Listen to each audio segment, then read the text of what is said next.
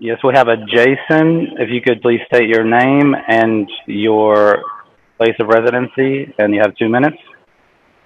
Hi, can you hear me? We can. Yes, we can. Go ahead. Okay.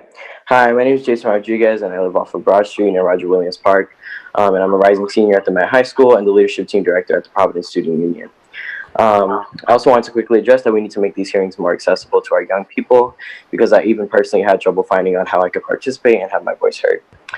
I want to reiterate some points that I feel as though are extremely important if the City Council genuinely is committed to having conversations and ending anti-racist systems and anti-Black systems that support police violence and the prison industrial complex. Moving forward and taking actions from the deaths of Breonna Taylor, George Floyd, Ahmaud Arbery, and Tony McDade, we need to get the station SROs out of our schools and implement more funding and time towards physical and mental health for our students. As a Black student who has experience and is constantly working with other students with SROs in our schools, I know how damaging and ineffective this contract is not only for our Black and brown students, but for students overall. I went to Gilbertstone Middle School where I saw many of the undocumented police attacks and assaults of students, from students being tackled with aggressive force and pinned down to put to the ground by their necks, to aggressively grabbing students and pushing them out of the way during crowded hall situations. I watched as white teachers threatened with the statement, "Do I have to call the SR on you?" and even called them in instances where students were just talking or literally, "I promise you," doing nothing. These scenarios replay in my mind as I watch the video of Christian Cooper, a Black man in Central Park, bird watching, and a white lady calls the police on him. Since 2016, there have been 230 student arrests in Providence schools, and 90% of those student arrests are non-Black Hispanic students who make up 8% of the Providence public school system, and the arrest rate would be much higher if we included Afro-Latinx students. Defunding and abolition of the police is not a radical idea. Minneapolis, Portland have both already taken measures to invest in community safety and even get police out of schools.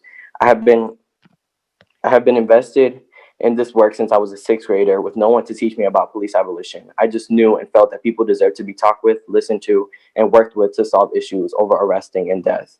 I have built some of my strongest relationships with teachers and mentors from various community organizations such as the Providence Student Union, Resides, Prism, Urban Arts, Breakthrough Providence, and more. These people have taught me what safety and understanding in the community looks like, and I'll be eternally grateful for everything they have provided me through them, and I'm always wishing that they had more money.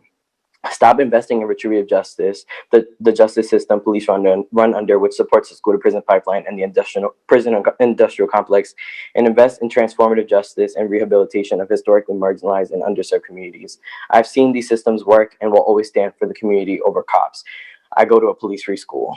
Repeal the Rhode Island Police Bill of Rights to stop defending police misconduct. And now is your time to decide what side of history you're going to be on. Are you with the police or are you with the community? Defund the police, fund the community, and Black Lives Matter. Thank you.